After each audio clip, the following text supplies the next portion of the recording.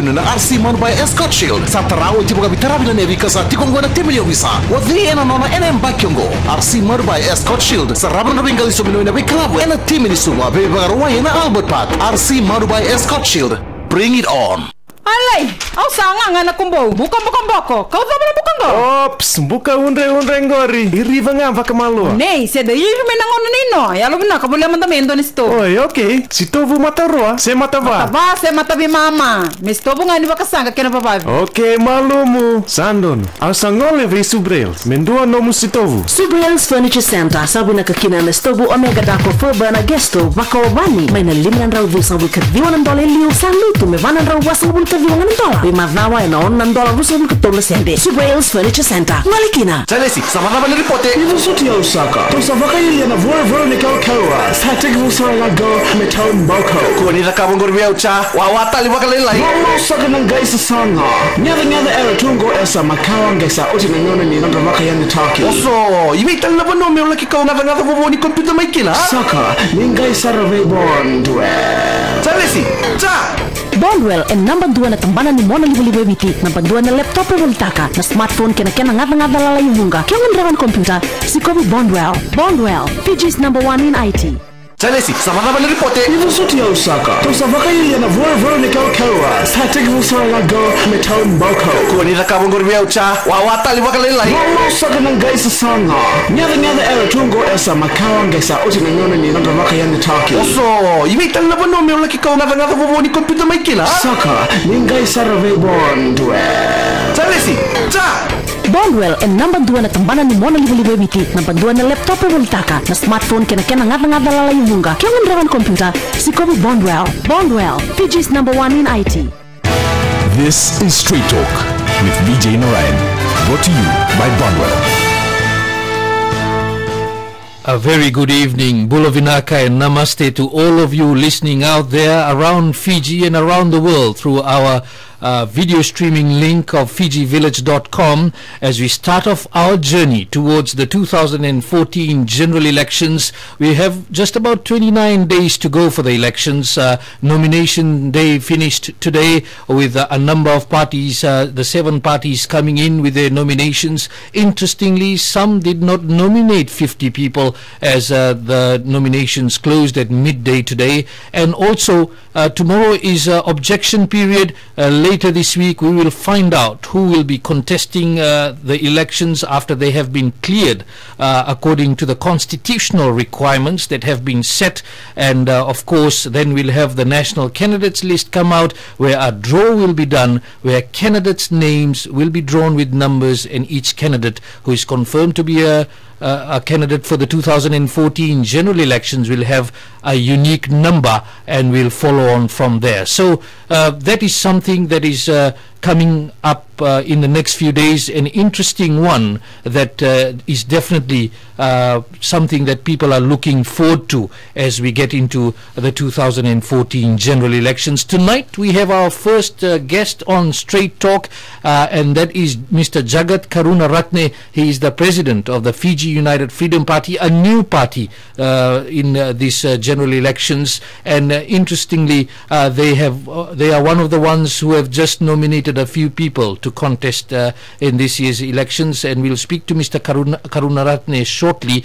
I'd like to tell people also that this is a talkback where we want interaction, so you can call us up on 3314-766. The number again, 3314-766. We'd like to get your questions across to Mr. Karunaratne. If you have any questions for the Fiji United Freedom Party, a new party that is starting off its journey into the elections, hoping to contest the elections with the nominees that it has submitted. Mr. Karunaratne, first of all, thank you very much for accepting our invitation and to come here this evening.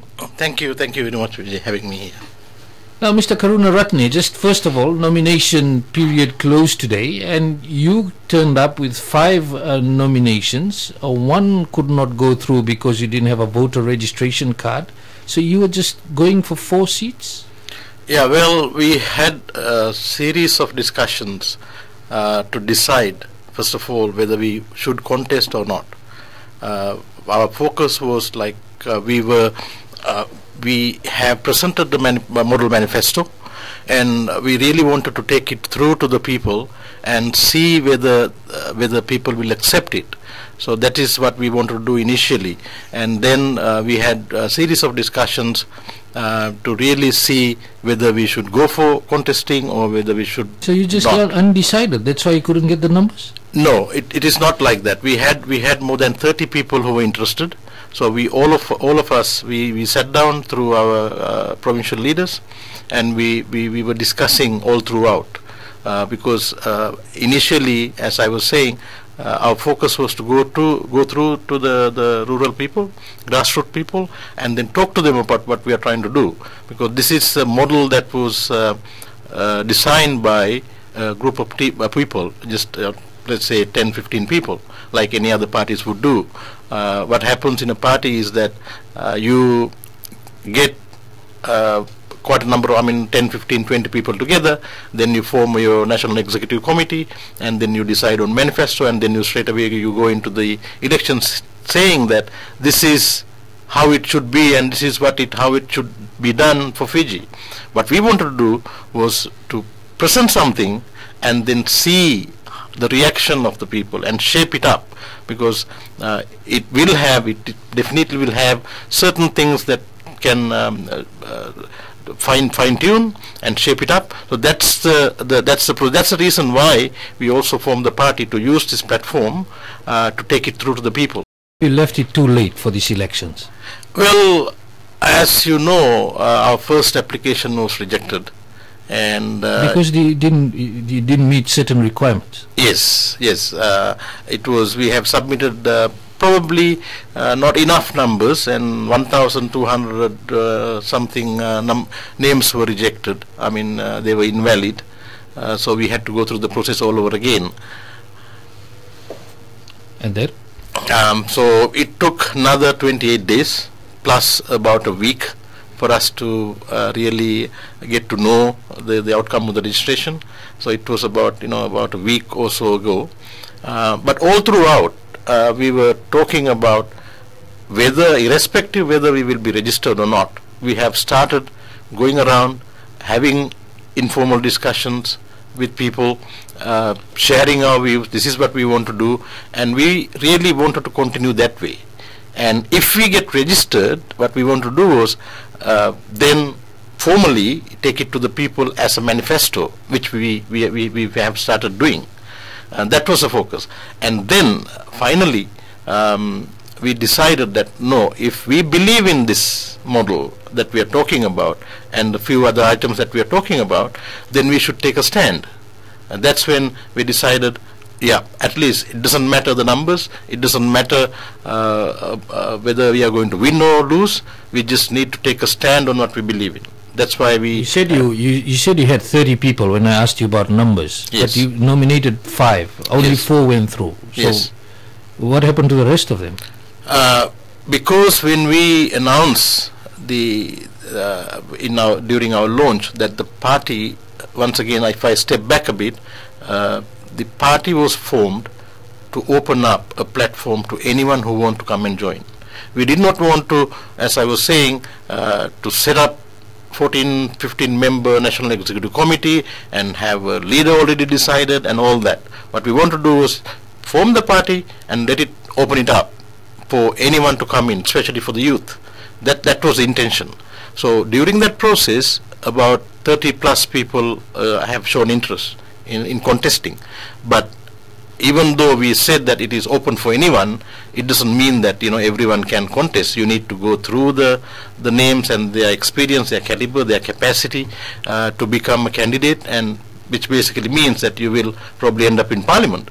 So you need to really see the caliber of people that we are going to put across. That's why we decided finally, no, this is a number. And also the other point is that we have gone through all around Viti level and some in even Vanua level, and we know our capacity as a small party just born, and we didn't want to have 50 candidates or 30-20 candidates, knowing that this is our support basis. This is where we can get probably the number of votes. So do you believe your support is in the rural areas? We have been doing campaigning and discussions mainly in the rural areas. And even what kind of numbers you getting in the meetings? We have been having pocket meetings, 50, 60, sometimes 70, less than 100. But that was just for the meeting, especially the elders and traditional leaders, other community leaders, and so forth.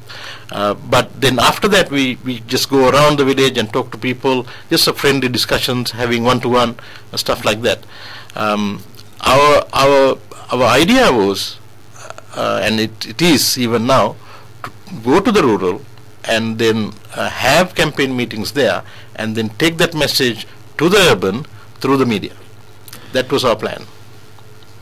That's Mr. Jagath Karunaratne. He's the president of the Fiji United Freedom Party, and our lines are open now. And the number to call is 3314766. The number again, 3314766. If you have any questions for Mr. Jagath Karunaratne, the president of the Fiji United Freedom Party. Mr. Karunaratne, of course, we have certain constitutional requirements. One of them is that you have to be a Fiji citizen, only a Fiji citizen, then you can contest the elections. We know that you have links to Sri Lanka, and you may hold more than one citizenship as far as you are concerned. Are you contesting the election? I have submitted my name as a candidate, and I have also initiated renouncing my citizenship in New Zealand. I have dual citizenship with New Zealand and Fiji. So if things go well, by tomorrow we would know the outcome of our applications, and anyway I have started the process of renouncing my renunciation of New Zealand citizenship. So the 4 names that you've submitted, that includes you? Yes. Okay. And just for listeners to know that Fiji United Freedom Party, at one stage it was being asked where was it formed, how did it get formed. There's some suggestion that it started off as a national youth party or proposed national youth party, and then the name was changed to Fiji United Freedom Party. Is that correct? There is a truth to it.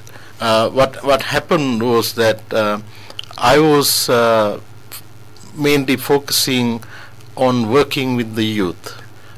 We had a youth group, we formed a youth group, we were focusing on what we can do now. There are little projects that we can take it to village and do things now, rather than getting into elections and politics and all that.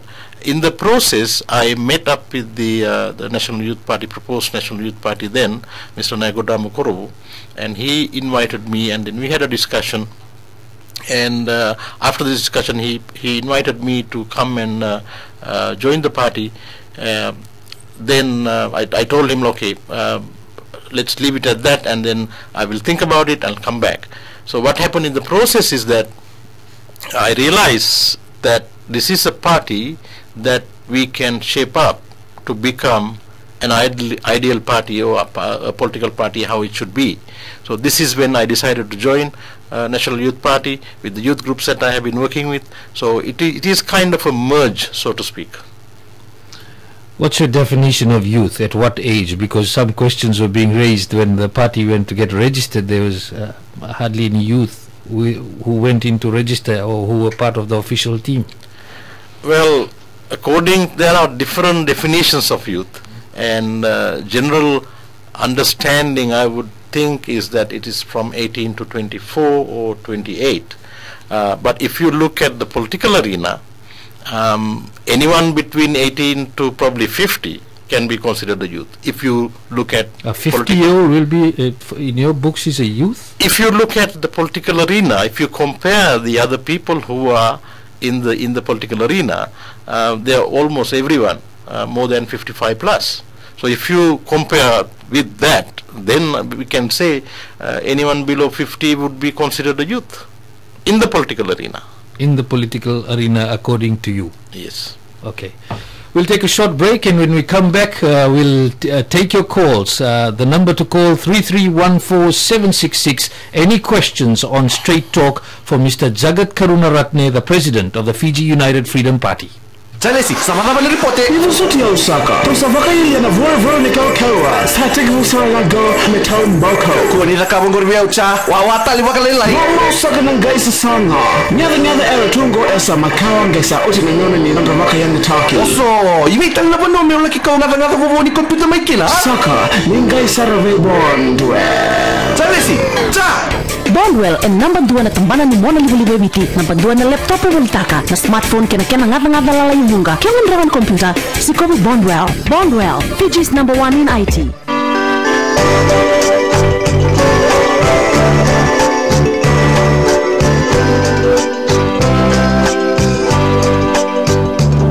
Oh Fiji, you fascinate me.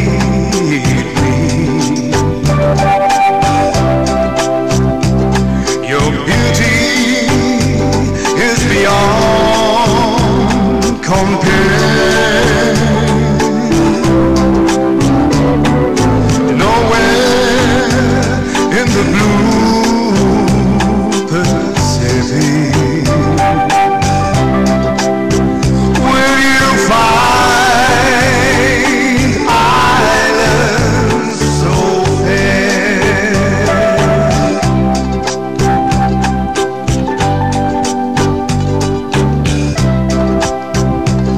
Green waters kiss the golden beaches.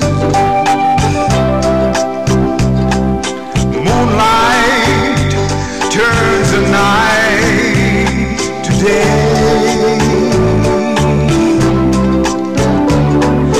Trade winds whisper to the palm trees. This is the land of Isolé.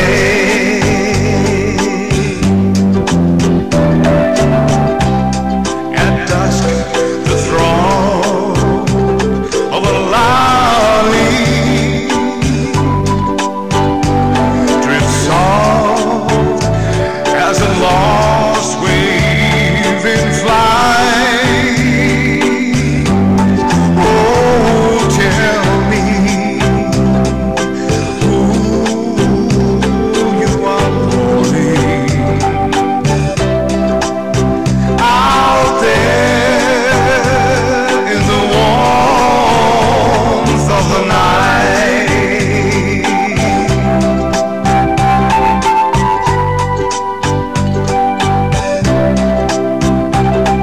Oh Fiji, Isles of enchantment, there never was a sky so blue. Fiji, how you fascinate me. I guess I've lost my heart to you. I guess I've lost my heart to you.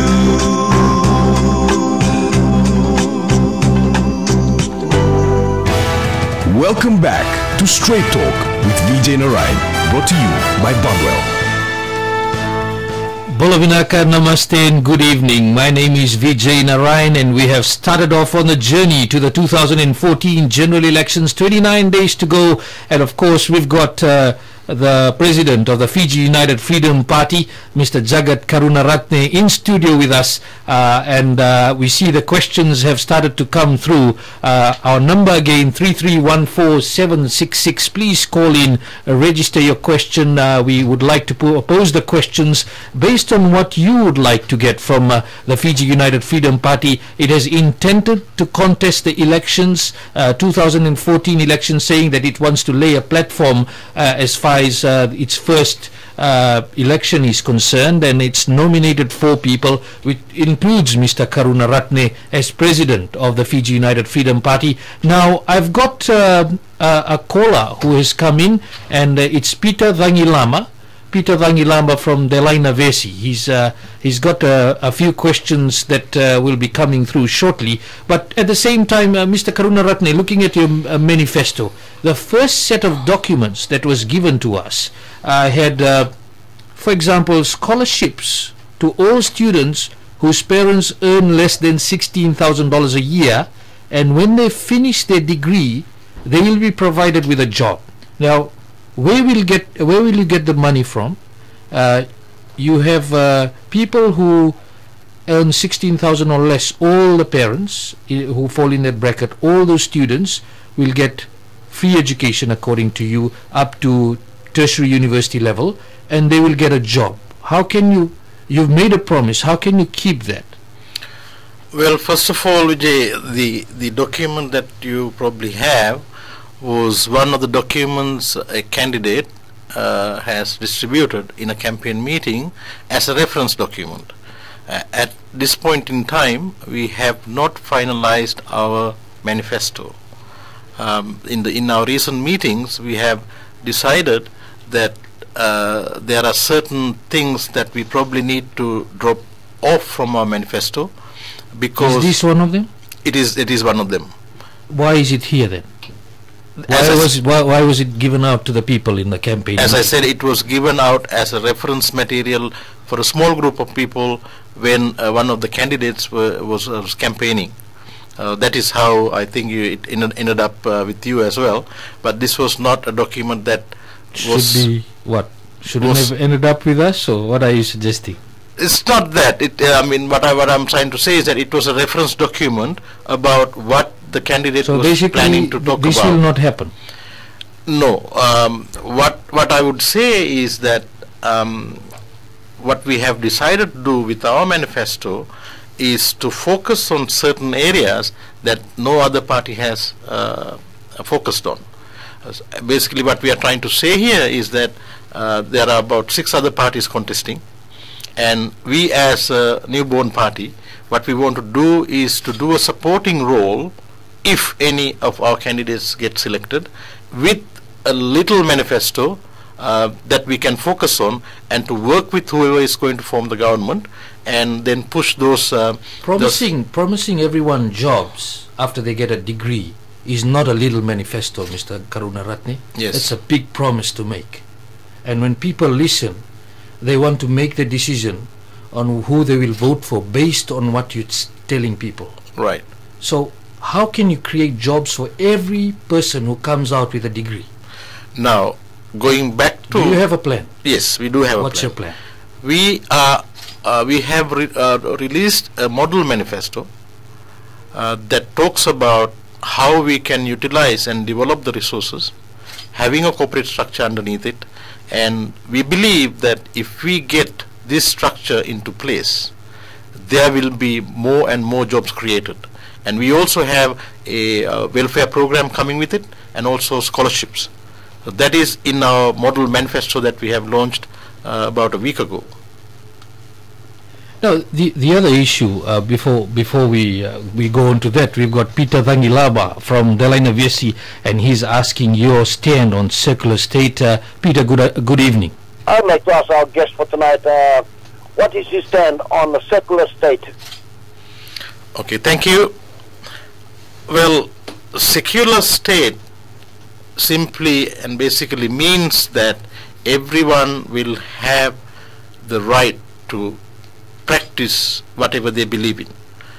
And what we say is that is in the Constitution in 2013, and we also believe that the people should have the freedom to practice whatever they believe in.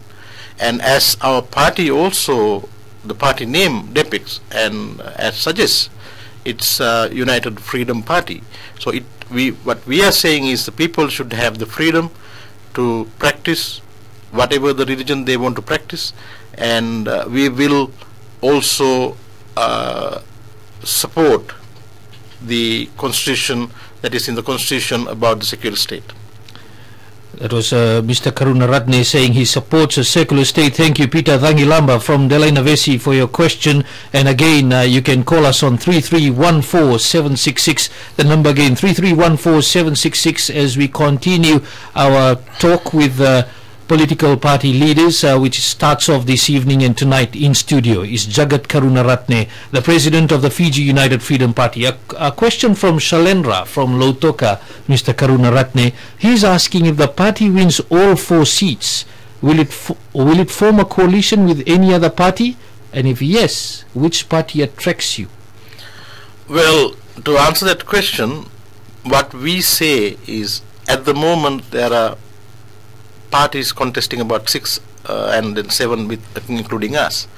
What we are saying is that whoever forms the government, that is the majority, that is the choice of the people, and we will work with the government that will be formed after September 2014, whoever it is. And if possible, what we also want to do is, we have also sent out an open invitation to all the parties about our little model manifesto, and if any one of them accepts what we are talking about, of course there will be modification, there will be changes, but in principle, if we can agree, even now we are willing to work with them. But at the end of the day, it is going to be the choice of the people, and people will elect the government, and we cannot go against that. So we will be definitely working with the government that will be formed after September. So you'll go with any party? Yes, as long as we can push our ideas through, as long as... Are you willing to compromise your principles? Maybe you've got a manifesto, you would have certain policies and principles in place. What if it doesn't suit with the other party? That's one. Of course, that's what I said. So we have a model manifesto, and we have a vision, and we have certain policies. As long as we can work with the government that will be formed with those in line to what we believe in, then we will work with them. On the other hand, then this is something that we need to decide at the time, because if people have chosen somebody else or a government that is not in line with what we believe in, then we need to relook at what we have put in our vision and our policies, because it is the people's choice. They have chosen something else. They have decided that these are the things that will take the country forward. Then we need to probably go back and relook at, maybe the things that we have come up with is not really in line with what people want. Mr. Karunaratne is in studio with us. He is the president of the Fiji United Freedom Party. On Straight Talk, you can call us on 3314766 to ask your question, whatever you want to ask the Fiji United Freedom Party leader, Jagath Karunaratne, who's also intending to contest the elections. Now, Mr. Karunaratne, again going back to this document that was circulated, you've had some price reductions that you're proposing. It is the price reductions that you're proposing: food, electricity, tobacco, water bill, town rates, city rates for residential customers. You will all reduce it by 50%. How will you do that? Once again, as I was saying, this was a reference document distributed by one of the candidates. In saying that, there are certain elements, there are certain items that we have included also in our manifesto. One is the city rates. Before going into that, as a party, in our manifesto that will be released probably within this week, what we are saying is we do not promote giving free or offering anything for free, apart from the rights like education and things like that. What we are saying is we will need to find ways to have more money in people's pockets so that they can live with dignity. And coming back to the reduction of items, it is by 50%. Yes, by 50%. That will not be included in our manifesto. Okay. It will not be. But why choose tobacco? Why is tobacco there and reduce it by 50%? That is, of course, as I said, it was not it was not a group decision. It was not a party decision. It was a reference document that was distributed. So shall we disregard this document? I think you should. Okay, yes. so we are on the record disregarding your own document with your party symbol, that it is not the actual policies that will be in the manifesto? No, yeah, we will be releasing our manifesto sometime within this week. Okay, now Peter Vangilamba from Delaina Vesi has called back, and he's saying he is not happy with the answer from you. He wants further clarification. Like, as he answered my question on the second step, that we have been given the freedom to all worshippers. You can worship whichever religion that you want to worship. What about the satanic worshippers? If they want to worship, are they still free to do so? Well, if it is against the constitution, if it is against the law, and if there are any laws that stops them from doing it, then it is up to the authorities to track down and then control those things. But apart from that, what we are talking about in secular state is about freedom to practice any religion. It's not about satanic or devil worship. And on the other hand, it is also a definition or how one would see the other. Maybe what one person is worshipping or believing in could be seen as satanic or devil worship to the other. So it's a perception between people. So but if it is something that is destroying the society, if it is something that is wrong, then there has to be certain laws that can take care of those things. Now, the definition according to the 2014 Constitution is just that, according to the Constitution, secular state, religious belief is personal. Yes. And one of the most important things is religion and the state are separate, which means the state and all persons holding public office must treat all religions equally. The state and all persons holding public office must not dictate any religious belief. Do you agree? Yes. You agree? The state and all persons holding public office must not prefer or advance by any means any particular religion, religious denomination, religious belief or religious practice over another or over any non-religious belief. Do you agree? Yes. And no person shall assert any religious belief as a legal reason to disregard the Constitution or any other law. So you're happy with what's in the Constitution? Yes, the religion or the belief that you have, or the belief in God, whichever God that you would want to worship, it's a very private and emotional relationship that you have with your God. So that you cannot really, no one can really control what you want to believe in. It is something that has to come from within, and that is a relationship that you develop with the God that you believe in. And even if you say that in a function or in a meeting or any other occasion, there are two people who are sitting there, and then the prayers or any other kind of religious activity happens, the other person who belongs to another religion doesn't mean that he is going to believe what is going on around him. He will be still doing his own worship, while the other people are conducting their ceremony or religious practice the way they want it. So your stand is people are free to practice whatever they want. If they break any laws, they should be taken to task. Yes. Mr. Karunaratne, another call has come through from Waisea Mataitonga from Lautoka, and we're asking everyone to call. Of course, the Western Division has started the ball rolling here. Thank you very much, people from the West, for trying to find out what Fiji United Freedom Party is about. We've got the President, Jagath Karunaratne, here, and he is also intending to contest the elections for his party, the Fiji United Freedom Party. Call us on 3314-766 if you have any questions. We will put it across, and of course, if you have any question with your voice, we will also put the voice across. Waisea Mataitonga from Lautoka is asking whether you will bring back the Great Council of Chiefs. As an individual, I don't think I have any authority to talk about an entity like GCC, simply because it's a very sensitive issue, and it is something the indigenous people would want, and they have special feelings, and they only understand what it means to them. So what will you do about that?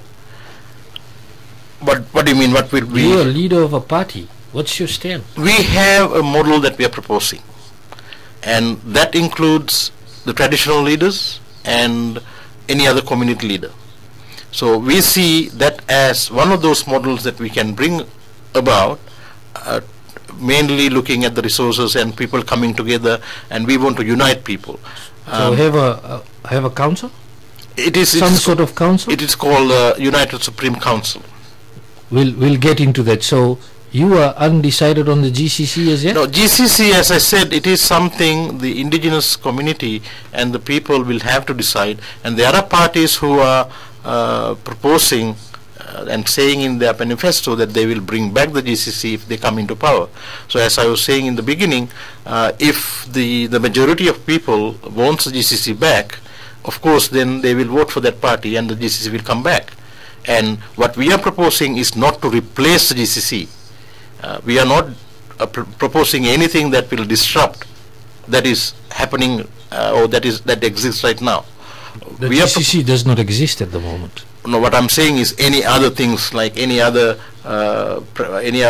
systems or entities that are in place. So your stand is that if a party wins, because you cannot win government with 4 seats. Yes. So if a party wins and you believe that that party's manifesto stated that they want the GCC back, then you have no problems in the GCC coming back. Well, that is the choice of the people. We need to respect that. Thank you. Now we have a caller from Lami by the name of Kamal. Kamal, what's your question? Yes, my question goes to you, Mr. Ratnam, that it is regarding the Squatter people. How the people will be surviving when the Squatter, like Khalsa Road, the land itself price is about 80,000. How these poor people going to survive? What's your plan for the squatters? Our manifesto would mainly focus on decent housing for every single person, and that would be the theme for our manifesto that would be released within this week. What we are talking about there is to start up a project where we get the business houses involved to start with, and also the government if possible, to start up a campaign where even a business entity can sponsor a small village, 5-10 houses, with of course they will be getting tax incentives and things like that. So once a campaign and a project like that starts, then we can approach the international community. There are entities overseas. Wasn't it announced in the recent, the latest national budget? Businesses can get tax exemptions if they assist some of those projects. It must be, but what we are saying is it has to start. We need to push, as we are proposing also in our model. We have a corporate model underneath it. So if we do get to implement that model, we will have a corporate model. We can start building houses from there, and then the campaign will start, the project will start. Kamal from Lami is asking that question. You have got an explanation which you saying that you have to get businesses involved and donors involved to get that. So it's all based on what other groups will do, then you will do something, or you will have something immediate to sort of work out and ensure that it happens. Yes, that's what we are saying. We are planning to start, even if it is going to be one house. If we can get people together, whether it's private business owners or whether it's from the government, what we want to do is, there are so many youth groups also operating, and there are some NGOs who are trying to do the same thing. What we are trying to talk about here is that to get that project initiated and give it a lot of coverage in the media and all that, especially in the international community, and get those international organizations involved in it, to make sure that this will smoothly go through, and we can start from 1 or 10 houses, and then we can take it as a campaign. So your plan is how many houses that you want to change? What will be the dollar figure? We can't put a dollar figure right at this stage. As I was saying, what we want to do is to start it up, so that if you look at the business houses in Fiji, and let's say, just for example, a figure of $1 million is their net profit every year. So we can request them to come into this this plan where they can build 10 houses in one squatter settlement, so that can go to the next business house. So at least this initiative will start. That's what we are planning to do. So once that is started, so that we have something to say to the world that, hey, we have started something, we need your help to get it across. And then by doing that, we can also explain to the people, especially the international communities and the donors, that this is the condition, this is what is happening, this is how the housing conditions in Fiji, and we need your help, and we have started something, and it is going well, and we need you to help us to take it forward. Thank you very much. Mr. Karunaratne, there's another question that has come through, and of course, you're talking about your plans, but you only have 4 proposed candidates. Yes. Why the party only has 4 proposed candidates? This question is from Kamlesh Kumar from Vatuanga. I kind of explained in the beginning, we are a newborn party, and we have been going around and talking to people, and we are realistic about what we can do right now, and there is no point having 50 candidates and telling the nation that we are going to form the government and this is what we are going to do, and we know within this short period it's almost impossible. So what we want to do is to focus on few areas where there is lack of focus, and then take it through, and hoping that either another political party will embrace what we are trying to talk about, and also we will see the reaction of people about what we are talking about, so that it will automatically be embraced by another political party. Or if we get a couple of candidates in the parliament, they can push those ideas through. Now, you were saying that you've got ideas. Of course, there were already 5-6 parties in existence.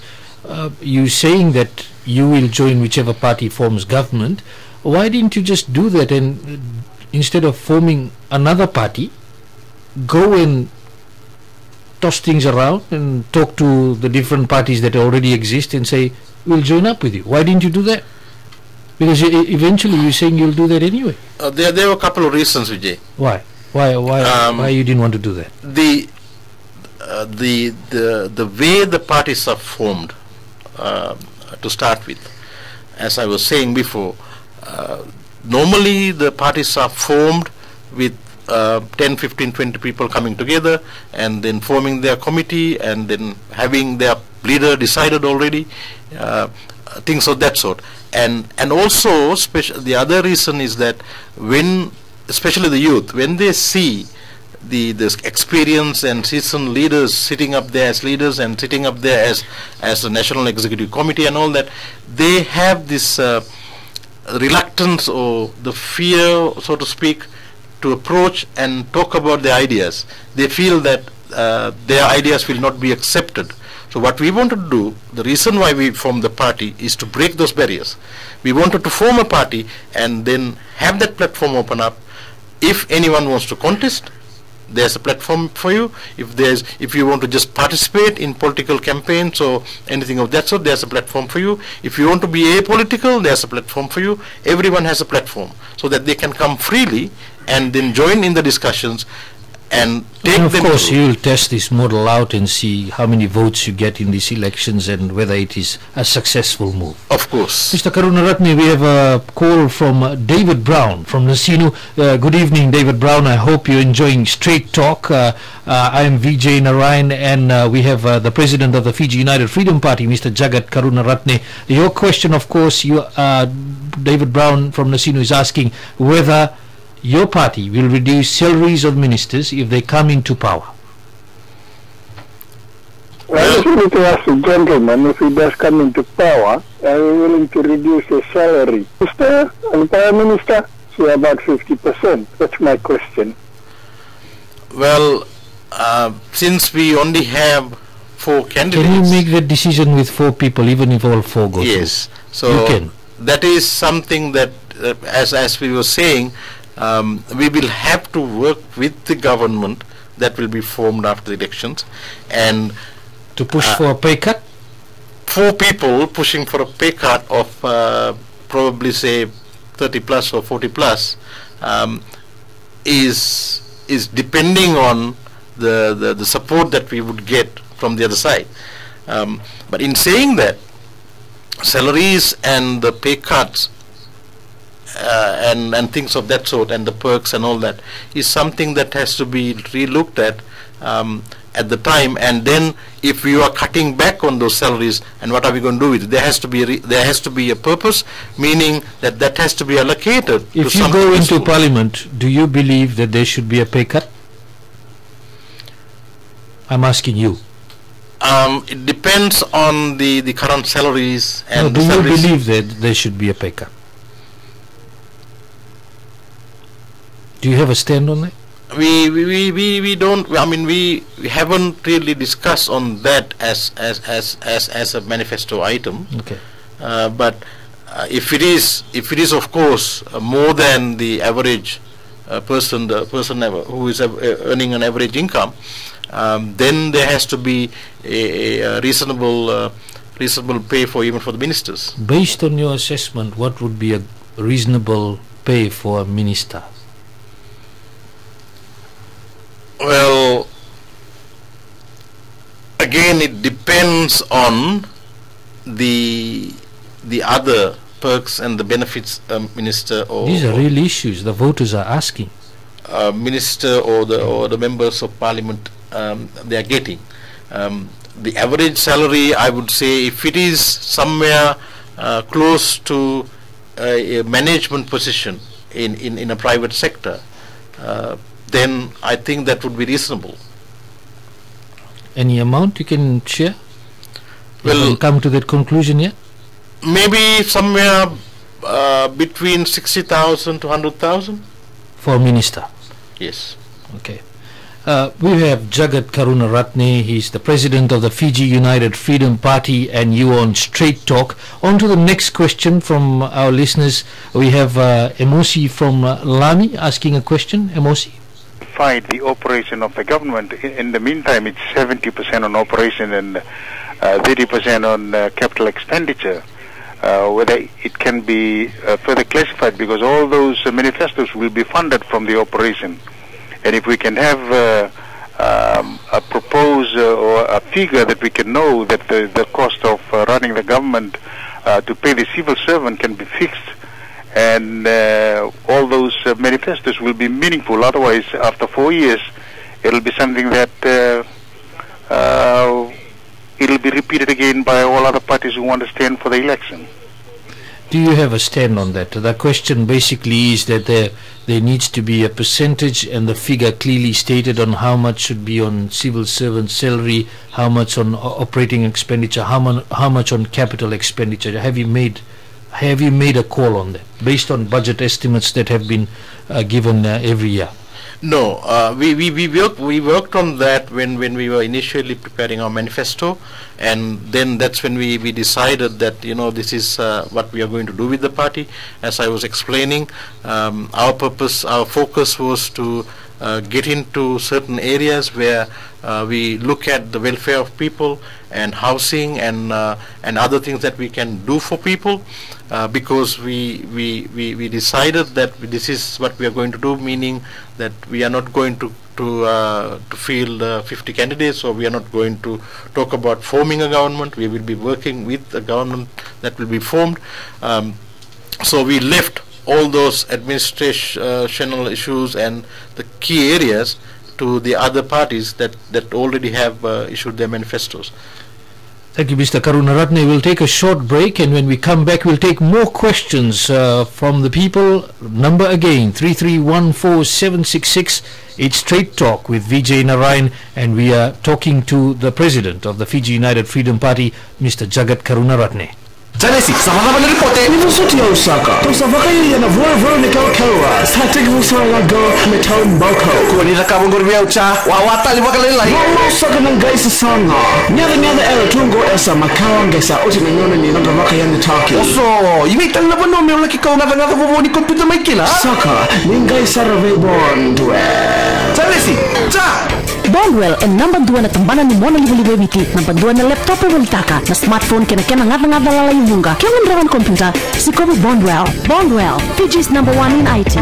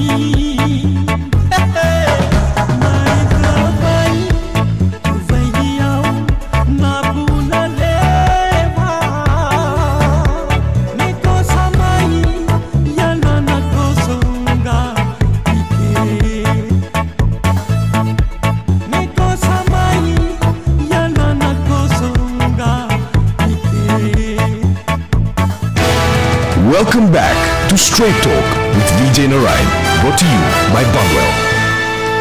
This is a journey to the general elections 2014. September 17th is the day when people come out to vote for the political party candidate or the independent candidate of their choice. Of course, nominations close today, and today we have the president of the Fiji United Freedom Party, Mr. Jagath Karunaratne, who's also put his name in as a nominee to contest the elections. He's in studio. You can call in and ask your question. 3314766 is the number. The number again, 3314766.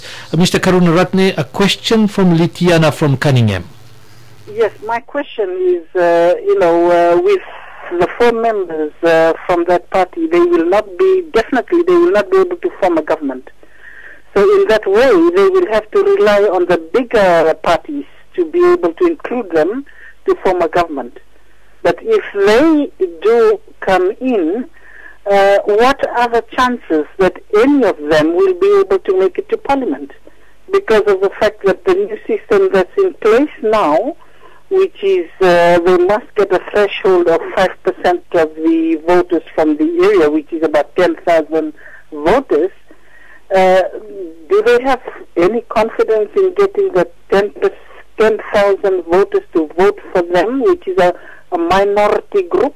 Or it would be better for them to join a bigger party where they would be able to get, votes that's put in for the bigger party could be shared back to them? Thank you. Well, yes, when we launched our model manifesto, that we have sent out an open invitation with the model manifesto, saying that if any other party is willing to embrace, of course with certain modifications and changes, and we would like to work with them. And that is a message that we have sent to all the parties. In saying that, again, what we are focusing on is that it's certain issues that we believe that is not covered by majority of the other parties. So what we want to do is to see. The question is, are you confident that you will make the 5% threshold? Of course. Of course, we as I was saying, we have been going around. We have seen the support of especially from the rural areas, and we are quite confident that we can make the numbers. That's why we have only submitted 5, because we know that is something that is a number that you submitted 5. One is already out. You got 4. So that's a number that we were confident about. To win 4 seats. Yes. Okay. Now we have Pranil Singh calling from Suva. My question to Mr. Karunaratne is how well he understands the need of Fiji people, and what is his party's manifesto that can be easily delivered. From what he's talking about, it appears to me that his party has very limited knowledge of what people want and what is he can deliver if he forms a government. Thank you, Pranil. Mr. Karunaratne, are you in touch with what people want in Fiji? Yes, personally for me, I've been in Fiji for about 14 years now, and also with the discussions. I have been involved with a lot of discussion with traditional leaders, other community leaders over the years. So this is where I think I should very briefly explain the model that we are proposing, model manifesto. Where we will go to your model. Right. So you are saying you are in touch with what people want. Of course. Okay. Now Umesh from Lautoka is asking you, what can you do for people to get proper leases who are residing in squatter settlements? That is, once again, will come with that model that we are proposing. Where what is your solution? You can get people proper leases if they are residing in squatter settlements? Yes. That is all about. Although the land is not theirs? Yes. How will you do that? That is part of our model manifesto. Okay, let's just talk about that. How will you do that? Now, what we are proposing here is to get the resource owners together for them to utilize and develop their resources. And now we have the issue here is that, like, we have a problem.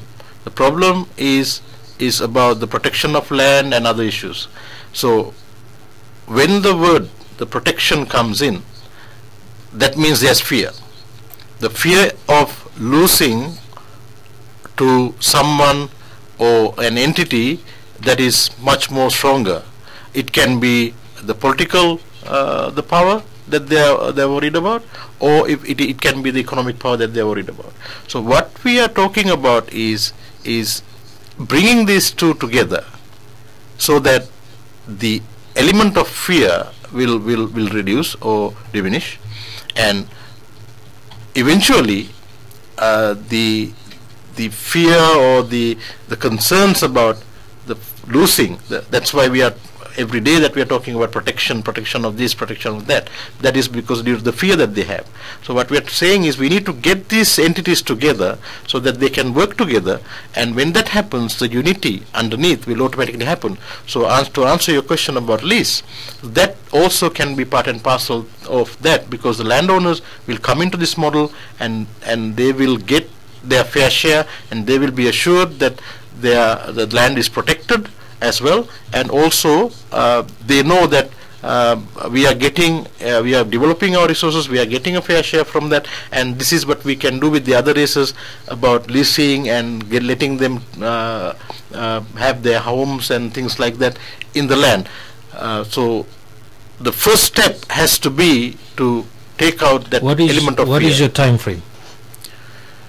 Time frame is simply, if we get this model together, if we get the government that will be formed to accept, to a certain extent at least, to have this model in place, and we are quite confident that the people will come together, the resource owners, the landowners will come together with the investors coming from other side, local or international, and there will be a platform set up, and the time frame could be anything between from the day the government is from the day this platform is at least basically in place, maybe even 3 to 6 months, even maybe less than a year. But of course, with your numbers, you will have to convince whoever is the leading party in government, of course, to say yes to whatever you want to do. Yes, that is one of the things why we decided to, even if it is 4 members, 4 candidates, to put in as candidates to stand in this election, so that at least we will also have an idea whether what we are proposing and what we are talking about is making sense to people. If they do really believe in what we are talking about, if they do really believe in that this is going to sort out a lot of problems, and then we will have the numbers to send people to our candidates to parliament.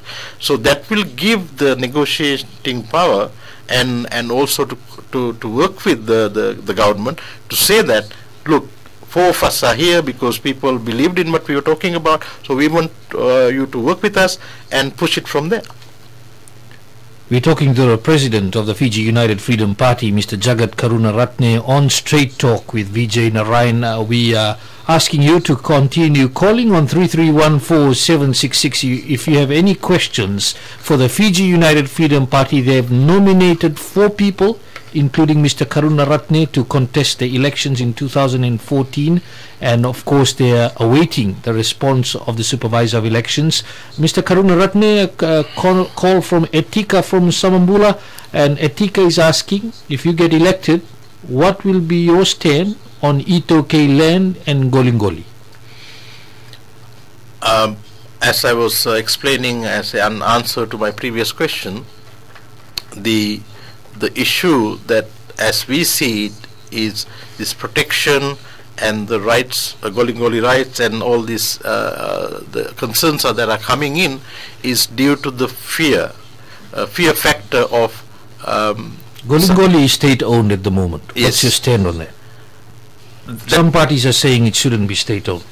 What's your stand? That again, even the Golingoli is basically related to the what is your party stand? Because it is state owned at the moment. Some parties are saying it shouldn't be state owned. What is the Fiji United Freedom Party stand, Mr. Karunaratne? That's what I'm trying to explain. The reason behind the Golingoli to be returned to the landowners is because of the land that is currently being leased out or invested by the other investors, and then they have the sea area belonging to that particular piece of land. But before going into that, what I believe is that it's more to do with having that ownership, the feeling of ownership. If it is mainly, when I was talking to the indigenous community, what they were saying was that we need to have that sense of ownership, that we own the sea and the fish around there, and this is belong to our Vanua. That's what they want to see. That's the first step. And the second point to that is when that that area in the sea is used by an investor or any other business, they're looking at, okay, this should be belong to us, and there has to be something coming towards us. This is where the issue comes in, and that's once again, as we are proposing in our model manifesto, we are covering that as well in terms of investments. But when it comes to that, who should own it?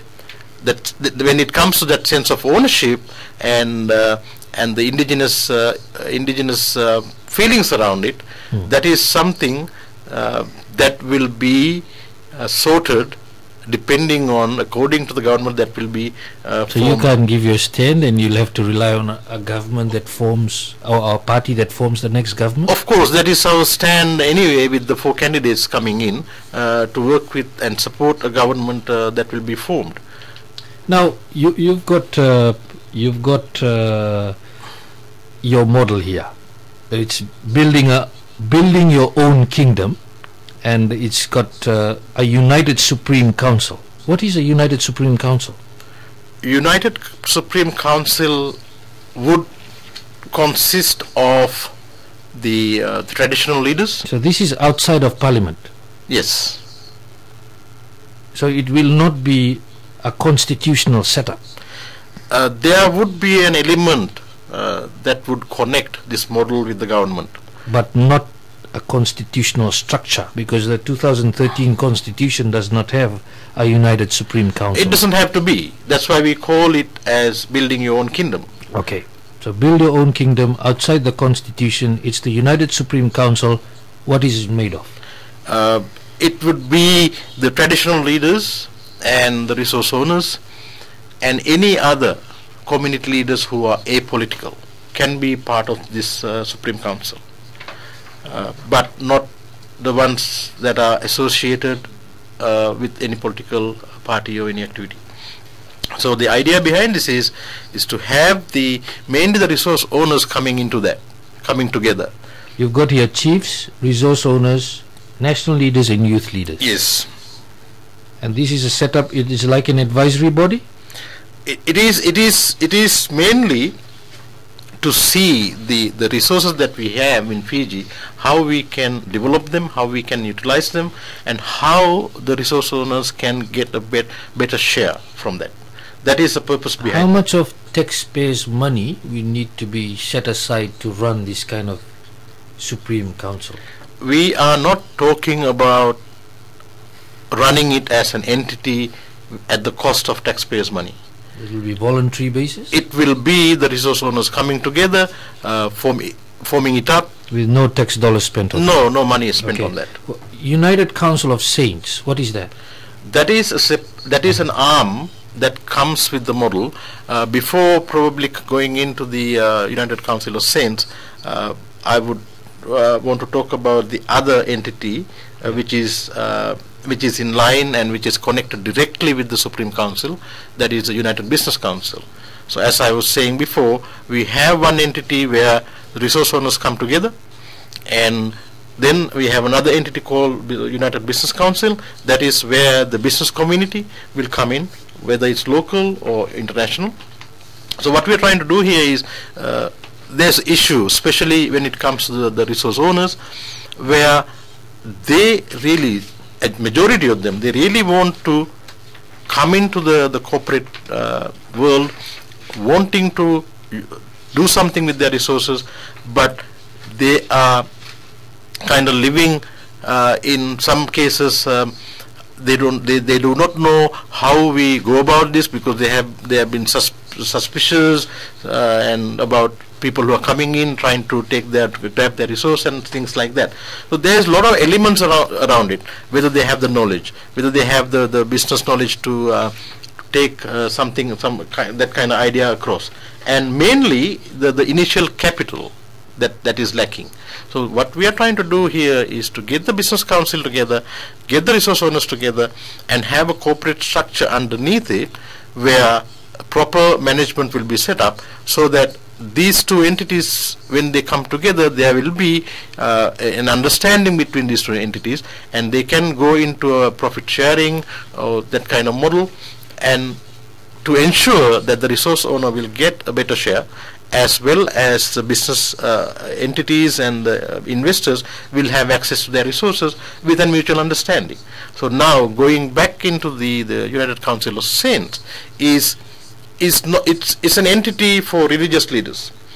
But it does not mean that we are talking about interfaith and we are going to talk about the differences between religions and all that. What will they talk about? That will be mainly to look after or take care of welfare. I mean, if you look at an entity like religious entity like the church, they have a very beautiful administration model behind it, which reaches out to almost every single member of the society that belongs to that religious denomination. Like, for example, the church would be the only entity who would know how many families in one village, in one family how many are working and what is their income level, even going to personal issues. But why do you need that? What's the main reason? I know what the church is about. I know the membership drive. I know the way they set up their system. Of course, they've got their own administrative setup. Yeah. But why a United Council of Saints? What will it do?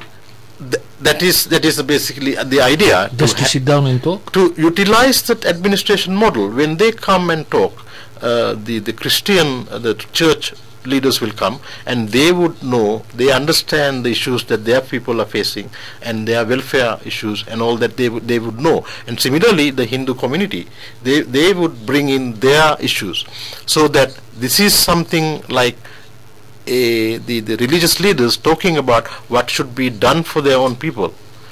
And we can, from the other two entities, business and the Supreme Council, there can be even certain amounts allocated together with this funding from the government to put it in there, so that so how much funding is needed for that? We are proposing for every member $10 a member for each religious denomination. So if we have 850,000 in Fiji, it's about 8.5 million to start with. That is coming from the government, and when our corporate model is implemented, there will be a certain allocation from that as well, going to the Council of Saints to look after people. Because this will all be based on whichever government comes into place and on whether they agree to your model. Yes, of course. Now Ramnan from Kinoya is asking, are you happy with the current government's work? If yes, why? If not, then why? Well, in any government, there can be good and bad. And if you look at certain areas and certain aspects of the current government, again the same rule applies. So when you have to answer yes or no to a question like that, it is, if you look at only one area, I can say, no, I don't like it. But if you look at the other area, I would say, no, I like that. So our focus is not to look at who is good or who is bad. So not to say yes or no. No, the answer is, what we are saying is, we need to look at the areas that are probably not very well looked after or considered bad, and then how we can make it better. That is, tell me three that you can think of straight away that you can make better. Well, if you look at the economy, that is the main issue. The poverty levels, the inflation, those are the issues that is affecting the majority of the people. It could be due to the usual inflation that is happening all around the world, or it could be to do with the policies and of the government. So what we are saying is, these are the areas that we really need to look at, and how we can improve the lives of people. Assessment on that, and that is why also we are coming up with this model, and we believe that if that is in place, and when the resources are developed, there's so many resources around us. Fiji is like a small family. It's about 850,000 people with so many resources around us. So we can utilize, if we can utilize them properly, with a fair share going to the landowner and the resource owner, that will benefit everyone else. What we are saying is, we need to have we need to get these entities together, the resource owner, rather than them living in fear and then talking about protection all the time.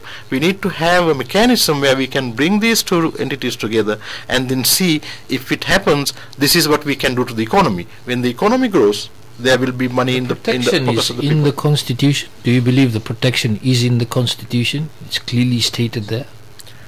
At Itoke land, if it's no longer in use, will be returned to their customary owners? It says that it will be returned to the customary owners if it is no longer required. Yes. That is what it says. So are you happy with that? Well, the legal interpretation can be anything when it comes to a statement like that. Now, Pushpa from Lutoka is asking a question. How confident are you that you are going to win a seat when you yourself is not confident? Mr. Karunaratne? As I was saying, we have been going around the country talking to people and presenting this model. The support that we have seen so far is tremendous, especially coming from the resource owners. They are embracing what we are talking about. They are willing to come together. In fact, I have been invited to speak in one of the functions in Nandronga later this month, organized by the resource owners. So that clearly shows that they are really embracing and they are really happy that we are talking something new. With this kind of reaction coming from the people, we are in fact overwhelmed by the support that we are getting, not just about winning the elections, about we are proposing something new, and this is the reaction that we are getting from people. So we are really happy about the acceptance. So whether it will be transformed into a seat in the parliament is a different question. Now, I see your model manifesto. You've got a tribal judiciary, a village judicial council, island judicial council, and a rural judicial council. What is that? The main model that we are proposing is right up there with the three entities. And what we are talking about is there's two administration models that exist in Fiji. One is a religious administration model, one is a traditional administration model. So what we are saying is there are certain areas where they do not have access to certain things, like judiciary, for example, in Outer Islands, and counseling services, where when people have certain issues, there's some place that they can go and this tribal judiciary, according to the judicial system, according to the constitution, you cannot have something like this. How will you set it up? This is not something that we would say it's a judicial. It's not a legal setup? It's not a judicial or legal entity as such. So it's not a legal setup? No, what we are saying is, there has to be certain... So will it be an illegal setup? No, it is not an illegal setup. Okay. It is something that we are proposing, that where people can go to, some people, they just go to the church and talk to the church leaders when they have issues. They confess and they do things of that sort. So what we are saying is there has to be something that everyone can go and talk to and then find solutions as well. So this is what we are talking. It's like having centers or groups or certain entities set up that people know that, oh, this is a place that I can go to if I have something that I want to talk about. Because it's a counseling center and it will require funding. Yep. Any allocation of funding, how much it will cost? Once again, if this model is implemented, the funding will come from the corporate structure, and even without disturbing the government, the taxpayers' money, and there will be certain allocation from the corporate structure that will be allocated to the United Council of Saints, and that is where the money will be, and that's the money that will be utilized for those things.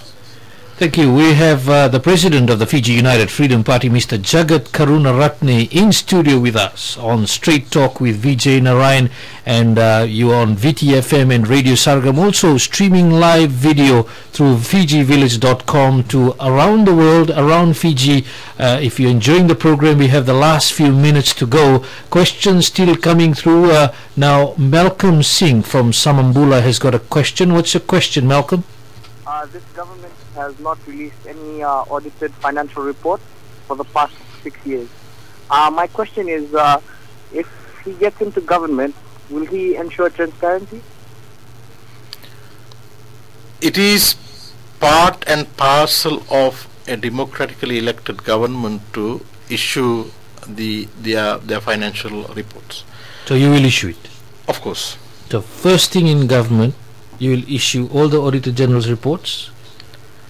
Well, this is something that needs to look back, because from my I've got a straight question. Right. Will you release the Auditor General's report if you go straight into government? Can you promise the people tonight?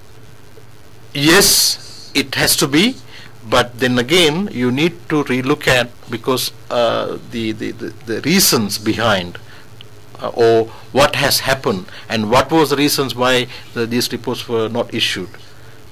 Is there a valid reason? We wouldn't know. The only issue that it has been said that it will be released to an elected parliament. Yeah, that's exactly what we are saying. So when after September 17th, there will be a government formed by people, and it is their duty to release whatever the financial state. It may be something that people probably cannot comprehend to, but whatever the status it might be, it may be good, it may be bad, but it is a responsibility of the government. It has been stated by the current government that they will release the report after the elections. Yes. to the elected parliament. You agree with that? Yes. Now we have a question from Poasa from Tailevu, and he's asking, what does the party think about everyone now called as Fijian, a common name, Fijian, which is also in the constitution? Once again, the issue of identity has been discussed over and over again. What we would say is that the issue of this conflict is coming from the problems that we have. The problem is that it is natural human nature when you have different or unequal economic status and that kind of situations where you get to see, you get to feel things that we are not equal in these areas, and you start feeling the inequality among the community. This is the area where we need to find ways to get people together. So issue like even an identity, common identity as Fijian, would not arise if we as a family are feeling right within as one. But what's your stand right now? It's already in the constitution. Do you agree? Well, when you are talking about contesting the election, we are contesting the elections under the constitution, and that is simply you can't disagree with the constitution that is the law of the country and then go ahead and contest the elections under the same constitution. So you are happy with the common name Fijian for all in the constitution? The Fiji United Freedom Party is all for it? Yes. Thank you very much. Now, Emosi from Delainavesi, but before that we have Sachin. From Nandi. What's your question, Sachin? What can be done that he can solve the issues for the people who are living below poverty line, and as well as the people who are working for the private sectors? As you know, the private sector workers, they are not paid well, because all of them, they can't work in the government. The poverty is a question of the economy, the status of the economy. This is where we again and again are focusing on the model that we are proposing, where we believe that the status of economy can be improved with the model that we are proposing. And also what we are saying is, in terms of the other incentives, like for example, if we have a corporate structure and if we have $100 million worth of resource coming in, and an investor or a business entity investing another $100 million from some other from financial point of view, so we have $200 million investment, and easily you can cut back on the tax that people are paying, so that when the economy grows, you can give something back to the workforce, whether it's private sector or whether it's with the civil service. You have wages in private sector. How will you deal with that? That's a private sector. You may have to have a regulation in place, minimum wages. That's what Sachin is asking for. Will you do something like that? A minimum wage and even the salaries that some of the private sector is getting is if you look at the taxi and the bus operators, people who are working in that transport industry, they don't get paid FNPF. Some of them, they don't have sick leave because they are working on a weekly basis. You get this much, you pay this much to the owner, and you go home. So things like that has to be incorporated in the regulations, or that is one of the areas. So you will bring in a regulated wage rate. Yes. Thank you. Emosi from Delina Vesi has a question. Nice listening to you, sir. I just wanted an assurance from you tonight whether your model manifesto will give us a deficit or a surplus budget. The model manifesto is purely bringing the resources that we have and the business community together, whether it's local or international, and having a corporate model underneath it. So this does not really affect the budget in the government. What we are saying here is that we have so much resources around us, and what we all need is to get these two together so that the economy can grow. So there is no question about allocation in the budget, apart from what we can say is that the economy can grow much faster than it is now. Now we have Zain from Lautoka. Zain has a question. Good evening, Zain. I just want to ask you one thing. If you get into the government and form a coalition with another party, what ministry would you personally want to take? You have a lot of ideas. What ministry you can fit in, and what ministry you want to take? That of course will be at the first of all need to get a seat or two or three or even all four, and once that happens, then we will have to go into the negotiations on the model, of course, not about the portfolio, and wherever the model fits in and wherever our policies fits in, and then we need to decide, okay, where could I personally play a role. So no decision is yet. No decision as okay. Anishna of 10 Miles has a very quick question. Do you support the current education system? Fees is now paid for, and if yes, then she will be happy with that. And if you do not support it, then why not? Well, generally, the free education as a constitutional right, we support it, and also the to a certain extent the scholarship scheme. But what we are saying is that when it comes to scholarships and the merit-based system, it has to they have to take into consideration where the student coming from. If you have a student who is studying with all the facilities in a city in place like Suva, getting 250 marks and getting the scholarship, it cannot be compared with someone coming from very rural area. So what kind of criteria? It has to be what we are suggesting is to have a levels, like, you know, it's like circles where this is urban limit. Urban limit, if it is the total mark is 300, let's say, example, the urban area. You believe the people in the rural areas cannot do as well as the people in the urban areas? It depends on the facilities they have around them. Like in the cities, you may have internet, you have mobiles, you have access to almost everything. Whereas in a very rural area, I was listening to one of the parents. He was sharing with me when I was in rural area. The children they have to walk sometimes 2 hours to get to the school. So where is the time for them to study?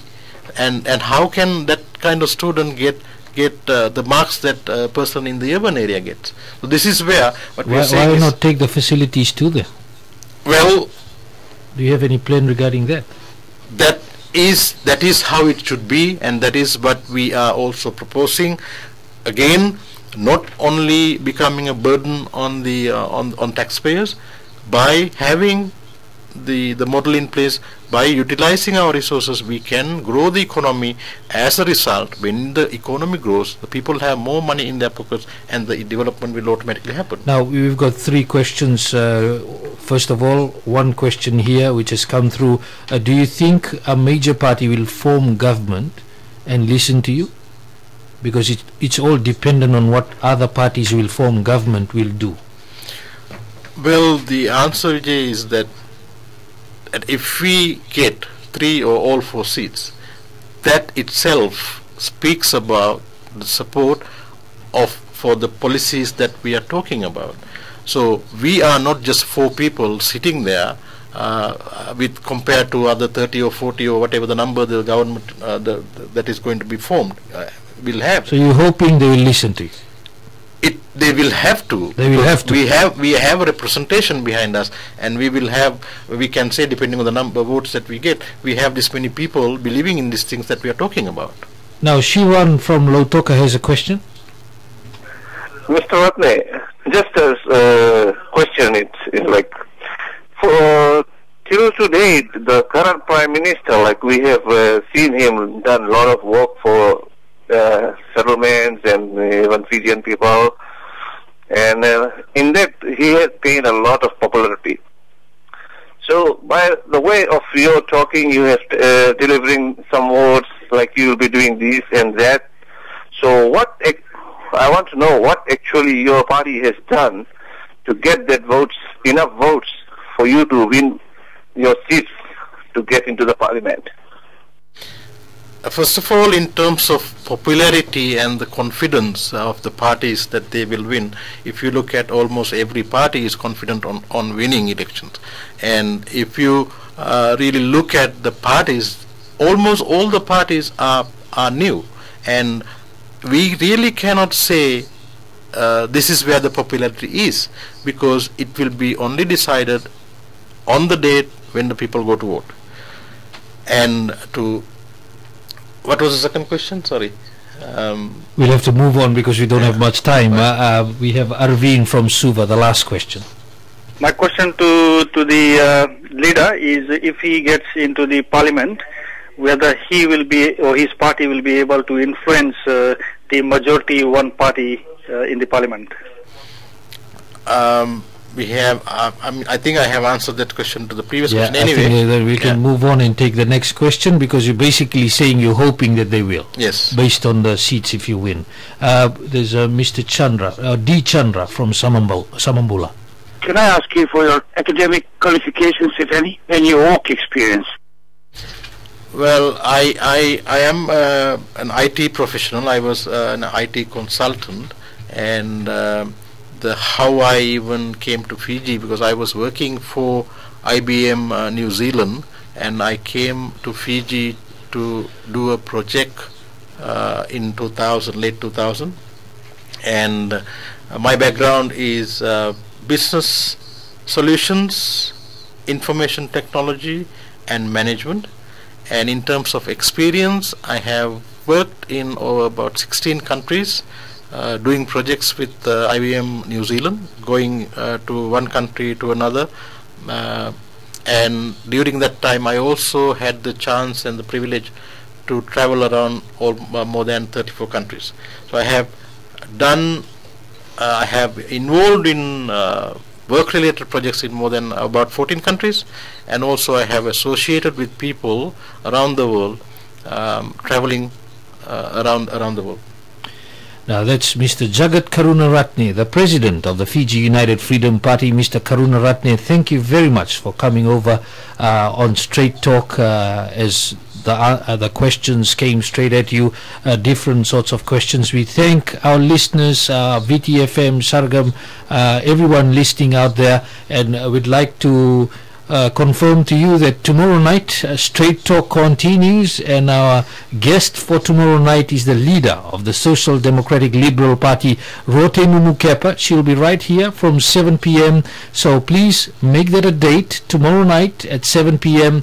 It will be Rote Mumukepa, Sodelpa leader, and she'll be ready to take your questions. I will join you again for 7 o'clock tomorrow evening. Again, Mr. Karunaratne, nomination day is over, and we hope that the 4 that you have come through, that they make the cut, are eligible to contest, and all the best for the elections. Thank you very much, Vijay, for having me, and also thank you very much for all the people who have been asking questions. I hope I have answered to best of my ability. Salesi, sama-sama na ripote. Ito sa tiyaw saka. Ito sa vakay yan na